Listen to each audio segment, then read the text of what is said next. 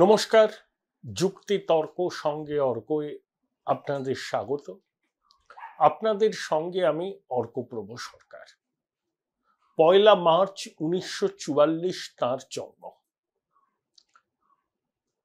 ওই তারিখেই জন্মেছিলেন অনিল বিশ্বাস।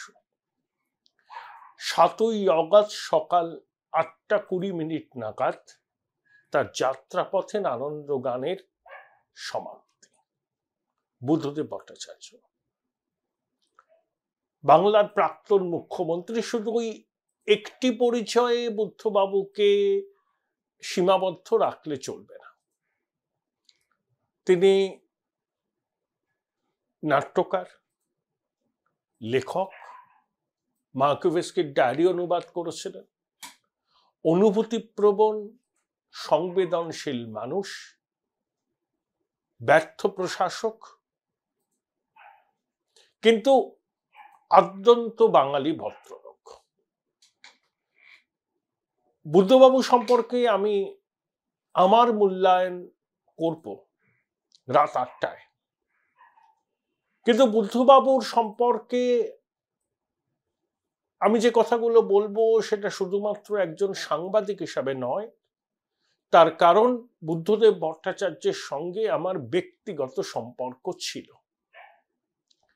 সেই ব্যক্তিগত সম্পর্ক তৈরি হয়েছিল আমার বাবা রাষ্ট্রবিজ্ঞানের প্রয়াত অধ্যাপক বাসবলাল সরকার তার কর্মজীবনের একেবারে শুরুর দিকে উত্তর কলকাতার শ্যামপুকুর স্ট্রিটের শৈলেন্দ্র সরকার স্কুলে পড়াতেন। সেই স্কুলের হেডমাস্টার মশাই ছিলেন জ্যোতির্বিকাশ মিত্তির। বুদ্ধবাবু বাবার ছাত্র ছিলেন। আমার জন্ম 15 নম্বর শ্যামপুকুর স্ট্রিটে, রামকৃষ্ণ বাটির ঠিক উল্টো দিকে, আর বুদ্ধবাবু থাকতেন রামধন মিত্তির লেনে, কার্যত হাঁটা পথের দূরত্ব। বাবার মুখে শুনেছি শ্যাম পার্কে ক্রিকেট কোচিং এ বুদ্ধবাবু ভর্তি হয়েছিলেন। বাবার জীবদ্দশায় বুদ্ধবাবু সঙ্গে তার সম্পর্ক ছিল। আমার সঙ্গে যখনই দেখা হতো বাবা বেঁচে থাকার সময় প্রতিবারই জিজ্ঞাসা করতেন, বাবা কেমন আছেন, মাস্টার মশাই কেমন আছেন। কোনো একটা কারণে সম্ভবত আমার বিয়ের নেমন্তন্ন করতে আজ থেকে 22 বছর আগে আলিমুদ্দিন স্ট্রিটে বাবার সঙ্গে গিয়েছিলাম। তখন বাবাকে দেখা মাত্রই বুদ্ধদেব বাবু, যেখানে সম্পাদক মণ্ডলীর বৈঠক হয়, উঠে দাঁড়িয়ে চেয়ার থেকে পায়ে হাত দিয়ে প্রণাম করলেন। সেগুলো আমার মনে আছে। তার অনেকগুলো একান্ত সাক্ষাৎকার নিয়েছি, অনেক কথা বলেছি তার সঙ্গে। কেউ তাকে উদ্ধত, অহংকারী, ব্যর্থ প্রশাসক, ব্রুডিং কিংলেয়ার, যাই বলুন না কেন, বুদ্ধবাবু একজন অত্যন্ত বাঙালি ভদ্রলোক ছিলেন। তাকে নিয়ে আজকে আমার 8টার প্রতিবেদন, সম্ভব হলে আপনারা দেখবেন। এবার আসি আজকের প্রতিবেদনের মূল উপজীব্য। আপনারা খবরের কাগজেও দেখেছেন, সোশ্যাল মিডিয়ায়, টেলিভিশন চ্যানেলেও সেই ছবি কার্যত ভাইরাল হয়েছে, যে জলপাইগুড়ির হলদিবাড়ি লাগোয়া মুক্ত সীমান্তে, সম্ভবত বেরুবাড়ি গ্রাম, প্রায় 1000 মানুষ নোম্যান্স ল্যান্ডে জড়ো হয়েছেন। তারা বাংলাদেশের নাগরিক, অধিকাংশই হিন্দু। তারা বলছেন আমরা বাংলাদেশে ফিরতে পারবো না, ওখানে প্রাণ, সম্মান সবই ভুলুণ্ঠিত হচ্ছে, আতঙ্কে আছি আমরা, আমাদের ঢুকতে দিন, আশ্রয় দিন। যদি আশ্রয় না দেন, বিএসএফ গুলি করুক, তাতেও আমাদের কোনো আপত্তি নেই। কিন্তু বিএসএফ বিজিবির সঙ্গে কথা বলে আপাতত তাদের বাংলাদেশে নিজের নিজের জায়গায় ফেরত পাঠিয়েছে। এটা একটা খণ্ডচিত্র, কিন্তু এই চিত্রটাই বৃহত্তর ছবিটা নির্মাণ করে। সেই বৃহত্তর ছবিটা কি? যে বাংলাদেশে যে ঘটনা ঘটছে সেটা ছাত্ররা সেই আন্দোলনের নেতৃত্ব দিয়েছিল, ঠিক, কিন্তু তারপরে উগ্র মৌলবাদী জামাত, কিছু জঙ্গি সংগঠন, কিছু তালিবান সংস্কৃতিকে আদর্শ বলে মনে করে এমন কিছু দুষ্কৃতি বাংলাদেশে তাণ্ডব চালিয়েছে।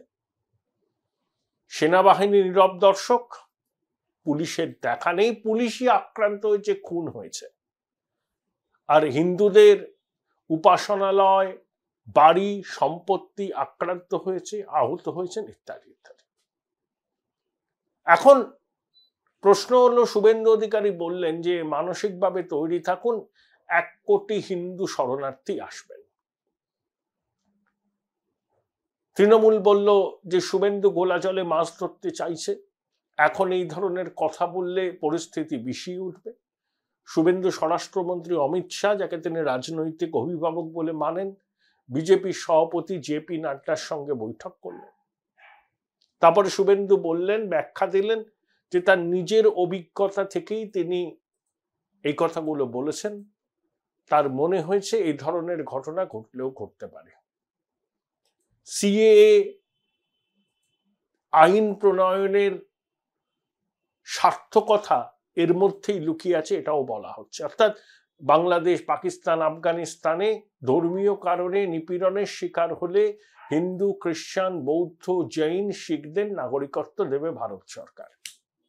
এখন বাংলাদেশ থেকে যে কেউ যদি আসতে চাইলে তাদের ভারত সরকার কিভাবে গ্রহণ করবে বা আদৌ গ্রহণ করবে কিনা, এখনো পর্যন্ত কোনো সুস্পষ্ট নির্দেশ সীমান্তরক্ষী বাহিনীর কাছে আসেনি।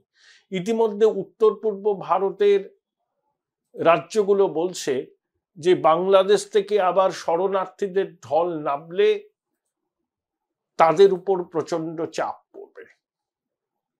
ভারত সরকার এখনো সুনির্দিষ্ট কোনো নীতির কথা বলেনি যে বাংলাদেশে ধর্মীয় কারণে সংখ্যালঘুরা নিপীড়নের শিকার হলে ভারতবর্ষ তাদেরকে আশ্রয় দেবে কিনা। শুধু ভারতবর্ষের সংসদে বিদেশমন্ত্রী এস জয়শঙ্কর জানিয়েছেন যে বাংলাদেশে ধর্মীয় সংখ্যালঘুদের, বিশেষ করে হিন্দুদের নিরাপত্তা সুরক্ষিত রাখার জন্য ভারত সরকার সর্বতোভাবে কাজ করে চলেছে।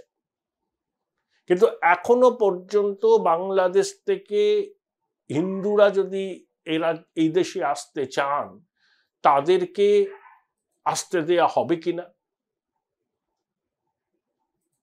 যদি সিদ্ধান্ত হয় কোন পথে তারা আসবেন, তাদেরকে কোথায় রাখা হবে, এ সম্পর্কে কোনো নীতি এখনো ভারত সরকার গ্রহণ করেননি। যদিও বাংলাদেশের হিন্দু, মুসলিম, খ্রিস্টান, বৌদ্ধ পরিষদ, যেটা সর্ববৃহৎ সংগঠন বাংলাদেশের ধর্মীয় সংখ্যালঘুদের, তার যিনি আহ্বায়ক রানা দাশগুপ্ত, যিনি সুপ্রিম কোর্টের একজন আইনজীবী, বাংলাদেশে একটি সংবাদ মাধ্যমকে বলেছেন যে তারা বাংলাদেশেই থাকতে চান। কেউ যদি ভারতে যেতে চান সেটা তার ব্যাপার, কিন্তু তারা বাংলাদেশেই জন্মেছেন, এখানেই মরতে চান। আর ভারত যদি বাংলাদেশ থেকে সব হিন্দুদের তাদের দেশে শরণার্থী বা নাগরিক যেভাবেই হোক আশ্রয় দেয়, তাহলে বাংলাদেশটা অচিরে আফগানিস্তান বা পাকিস্তানে পরিণত হবে। সেটা তারা চাইছেন না। বাংলাদেশে ধর্মীয় মৌলবাদ মাথাচাড়া দিয়েছে ঠিক, আবার তাদের বক্তব্য বাংলাদেশে সৌভ্রাতৃত্বের কথাও কিন্তু প্রচুর মানুষ বলছেন। আমি বাংলাদেশের কিছু জনপ্রিয় অভিনেতা অভিনেত্রীর কথা শুনছিলাম, তারা টলিউডেও কাজ করেন, বম্বে ইন্ডাস্ট্রিতেও কাজ করেন, যেমন মিথিলা, যেমন আজমেরি, বাঁধন। তারা ছাত্র আন্দোলনকে সমর্থন করেছেন, কিন্তু মৌলবাদীদের হাতে বাংলা চলে যাক সেটাও তারা চান না। আপনাদের মনে আছে 2016 সালে বাংলাদেশের রাজধানী ঢাকায় ডিপ্লোম্যাটিক কনক্লেভের কাছে হোলি আর্টিজান কাফে সম্ভবত নাম, সেখানে বেশ কিছু তরুণ ছেলে মেয়ে মারা গিয়েছিল। তাদের মধ্যে ভারতের একটি মেয়ে ছিল, সম্ভবত কানপুরে। তার বাবা বাংলাদেশে ব্যবসা করে, সে পড়াশোনাও বাংলাদেশে। এবং যারা এই নারকীয় ঘটনা ঘটিয়েছিল তারা কিন্তু বাংলাদেশের অভিজাত সমাজের অংশ। তাদের বাবারা বাংলাদেশ প্রশাসনে উচ্চ পদে আসেন, বিদেশি বিশ্ববিদ্যালয়ে পড়াশোনা করেছে। কিন্তু তারা মনে করেছিল তাদের অনেক সহপাঠিনীর জীবন ধারণ ইসলামিক নয়। মনে আছে আপনাদের Holey Artisan cafe? Hansal Mehta, যিনি একজন চিত্র পরিচালক, তিনি ওটা নিয়ে একটা ছবি বানাতে চেয়েছিলেন। সেই ছবি এখনো এমনি প্রেক্ষাগৃহে মুক্তি পায়নি, কিন্তু নেটফ্লিক্সে দেখা যায়।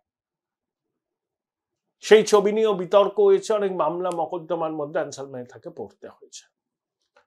তো এই হচ্ছে পরিস্থিতি। বিপন্ন হচ্ছেন হিন্দুরা। মৌলবাদ বাংলাদেশের মাটিতে সক্রিয়। তালিবানি জমানার ছবি ফিরে ফিরে আসছে পড়শি বাংলাদেশ থেকে। উদ্বেগ। ভারত সরকার বলেছেন যে তারা সেখানকার ধর্মীয় সংখ্যালঘুদের নিরাপত্তা সুনিশ্চিত করার জন্য ব্যবস্থা নেবেন। কি ব্যবস্থা নেবেন? হিন্দুরা যদি এদেশে আসতে চান, তারা নাগরিকত্ব পাবেন না, শরণার্থী হিসাবে থাকবেন, তাদের পুনর্বাসনের কি ব্যবস্থা হবে সে সম্পর্কে বিস্তারিতভাবে জানানো প্রয়োজন ভারত সরকারের। যদি ভারত সরকার সিদ্ধান্ত নেন যে বাংলাদেশের ধর্মীয় সংখ্যালঘুদের তারা আশ্রয় দেবে, যদি তারা অত্যাচারিত নিপীড়িত হন। এখন প্রশ্ন হলো, দেখুন, আমরা মোদি জামানার একটা বিষয় নিয়ে বিভিন্ন জনমত সমীক্ষাও বলেছে, বিদেশ নীতির প্রশ্নে মোদি সরকারের ভূমিকাকে দেশের প্রায় 70% মানুষ সমর্থন করেছে। তাদের বক্তব্য, বিদেশে ভারতের মান মর্যাদা প্রভাব বেড়েছে। কিন্তু বাংলাদেশের ঘটনাটা চোখে আঙুল দিয়ে প্রমাণ করলো যে ভারত সরকার বাংলাদেশের পরিস্থিতি বুঝতে ব্যর্থ হয়েছে। দেখুন, আমাদের বাংলাদেশকে দেখা আওয়ামী লীগের প্রিজম দিয়ে। আওয়ামী লীগ যে ভাষ্য তৈরি করে, ভারত সরকার সেই ভাষ্যকে বিশ্বাস করে এবং আমরাও সেই ভাষ্যের সঙ্গে সহমত পোষণ করি। দীপ হালদার সাংবাদিক, বাংলাদেশ ঘুরেছেন, বাংলাদেশের হিন্দুদের অবস্থা নিয়ে বই লিখেছেন, হার্পার কলিন্স থেকে সেই বই বেরিয়েছে। আমি দীপের বিভিন্ন বক্তব্য শুনছিলাম সোশ্যাল মিডিয়ায়।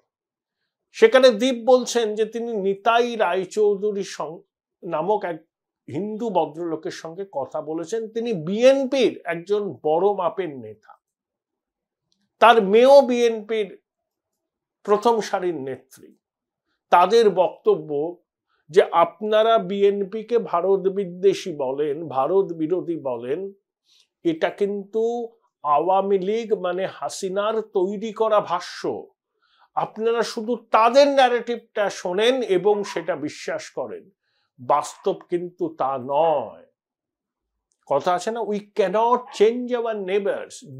এই বিএনপি বাংলাদেশে ক্ষমতায় আসলেও ভারতের উপর তাদের নির্ভরশীলতা এক চুলো কমবে না।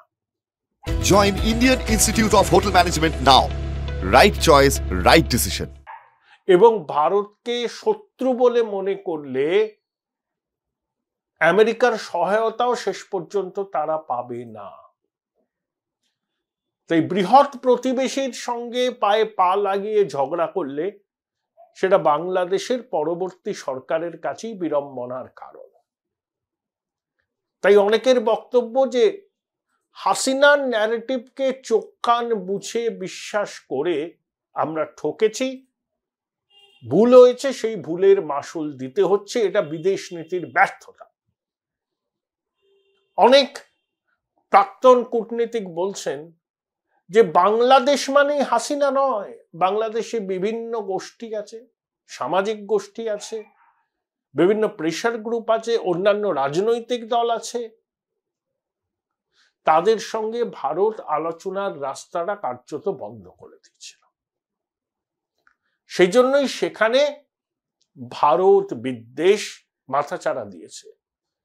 ভারত বিরোধী আন্দোলনের সূতিকাগারে পরিণত হয়েছে বাংলাদেশ। সেজন্য স্লোগান উঠেছে, ভারত যাদের মামা বাড়ি, বাংলা ছাড়ো তাড়াতাড়ি। আচ্ছা, ভারত সরকারের তো গোয়েন্দা দপ্তর আছে, র আছে, তারা আন্দাজ করতে পারেনি যে বাংলাদেশে গণবিক্ষোভ এমন পর্যায়ে পৌঁছতে পারে যাতে হাসিনাকে দেশ ছাড়তে বাধ্য হতে হবে এবং ভারত বিরোধী মনোভাব উত্তর বাড়বে। এই যে ওয়ার্ল্ড কাপ ক্রিকেটের ফাইনালে আমরা হারার পর বাংলাদেশের একটা বড় অংশের মানুষ উচ্ছ্বাস প্রকাশ করেছে। এটা কি নর্থ ব্লক সাউথ ব্লকের দৃষ্টিগোচর হয়নি? ভারতীয় গোয়েন্দারা কি পরিস্থিতির গুরুত্ব অনুধাবন করতে পারেনি? সেই অনুযায়ী তারা জাতীয় নিরাপত্তা উপদেষ্টা বা প্রধানমন্ত্রীর দপ্তর, বিদেশ মন্ত্রককে জানায়নি? যদি আগে থেকে ভারত সরকার আঁচ করতে পারত যে হাসিনার বিরুদ্ধে মানুষের ক্ষোভ চূড়ান্ত পর্যায়ে পৌঁছেছে, তাহলে হয় তারা হাসিনাকে সতর্ক করতে পারত এবং আস্তে আস্তে হাসিনার কে তারা যে অন্ধ সমর্থন করছিল সেই সমর্থনের রাস্তা থেকেও সরে আসতে পারত, কিন্তু করেনি। তাদের কূটনৈতিক ব্যর্থতা। দেখুন, এস জয়শঙ্কর সংসদে একটা সাদামাটা বিবৃতি দিয়েছেন। হ্যাঁ, পরিস্থিতি ঘোরালো, স্পর্শকাতর, সেটা অনুধাবন করেই তিনি সেই বিবৃতিটা দিয়েছেন। রাহুল গান্ধী তার সঙ্গে একান্তে বৈঠক করেছেন। সর্বদল বৈঠকে রাহুল জানতে চেয়েছিলেন যে এই বাংলাদেশের এই ঘটনায় কোনো বিদেশি শক্তির হাত আছে কিনা। জয়শঙ্কর স্পষ্ট করে বলেননি, তবে কোনো কোনো কাগজে লেখা হয়েছে দেখলাম একজন পাক কূটনীতিক তিনি পরিচয় গোপন করে অনেক কিছু করেছেন এবং প্রচুর টাকা ঢালা হয়েছে। কারা টাকা ঢালা হয়েছে? সংগঠিত করতে ছাত্ররা তো প্রথম দিকে ছিল, তারপরে যারা রাস্তায় তাণ্ডব চালাচ্ছে তারা ছাত্র নয়, তাদেরকে সংগঠিত করা। এই সংগঠিত করার তো খরচ আছে। গৌরী সেনটাকে আমেরিকা হাসিনাকে পছন্দ করত না, তার কারণ বাংলাদেশের মাটিতে আমেরিকা সামরিক ঘাঁটি বানাতে চেয়েছিল, হাসিনা রাজি হয়নি। সেন্ট মার্টিনস দ্বীপে যৌথ মহড়ার কথা বলা হয়েছিল, কিন্তু বাংলাদেশের মাটিতে পাকাপাকিভাবে মার্কিন সেনা থাক সেটা হাসিনা চাননি। এই যে মোহাম্মদ ইউনূস, যিনি অন্তর্বর্তী সরকারের প্রধান হচ্ছেন, তার বিরুদ্ধে হাসিনা সরকার লেবার ল ভায়োলেশন সহ একগুচ্ছ অভিযোগ আনে। হাসিনা বলেছিলেন ইউনূসকে পদ্মায় চোবানো উচিত, সুদখোর বলে অভিহিত করেছিলেন। একের পর এক মামলা করেছিলেন ইউনূসের বিরুদ্ধে। তখন হিলারি ক্লিন্টন নাকি হাসিনাকে ফোন করে কার্যত ধমক দিয়েছিলেন যে ইউনূসের বিরুদ্ধে এই ধরনের ব্যবস্থা নেওয়া হচ্ছে কেন? কারণ ইউনূস হচ্ছে পশ্চিম দুনিয়ার ডার্লিং, বাংলাদেশের একজন কি বলবো, যাকে সারা বিশ্বের মানুষ চেনেন, তার নাম শুনেছেন। কিন্তু ইউনূসও অটোক্র্যাটিক, সহমতের ভিত্তিতে তিনি চলতে পারবেন বলে তার সহযোগীরাও বলেন না। তিনি একবার পলিটিক্যাল জার্নি শুরু করেছিলেন, কিন্তু সেই জার্নি তিনি কন্টিনিউ করতে পারেননি, মাঝপথে তার যাত্রা ভঙ্গ হয়েছিল। ইতিমধ্যেই বুধবার আমরা দেখলাম বিএনপি বাংলাদেশে সমাবেশ করেছে, সেখানে তারেক জিয়া বলছেন অন্তর্বর্তী সরকার করতে হবে, এই ভোট করতে হবে 3 মাসের মধ্যে।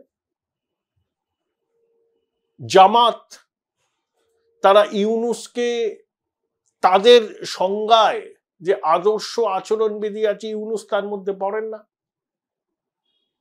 তাই একদিকে ক্লার্জি, একদিকে আর্মি, একদিকে শ্রিউড পলিটিশিয়ান, এদেরকে নিয়ে ইউনূস কিভাবে চালাবেন দেখতে হবে। আশা করতেই পারি আমরা, কারণ বিশ্বে মানচিত্রে বাংলাদেশের একজন দূত হচ্ছেন মোহাম্মদ ইউনূস। তিনি একটা সাক্ষাৎকারে বলেছেন যে ভারত কেন এই ঘটনাকে বাংলাদেশের অভ্যন্তরীণ বিষয় বলে দায় এড়ালো। ভারতের তো ইন্টারভেন করা উচিত ছিল। এখন আমরা প্রতিবেশী রাষ্ট্রের যা চলছে তাতে আমরা ইন্টারভেন করব কি করে? কিন্তু ইউনূসের বক্তব্য চুপচাপ বসে থাকার সময় ছিল না। সেটা ভারতীয় বিদেশ নীতির ব্যর্থতা বাংলাদেশে প্রমাণিত হয়েছে, গোয়েন্দা দপ্তরের ব্যর্থতা।